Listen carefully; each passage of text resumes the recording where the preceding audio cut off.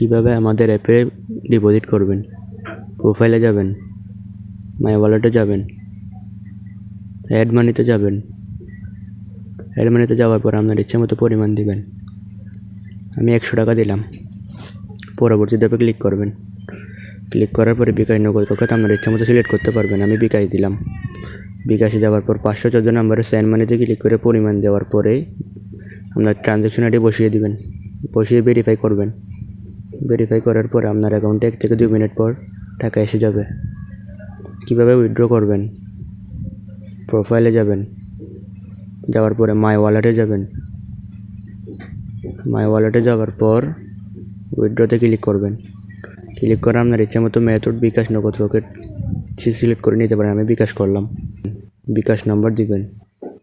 ভালো করে দেখে বিকাশ নম্বর দিবেন, ভুল যাতে না হয়।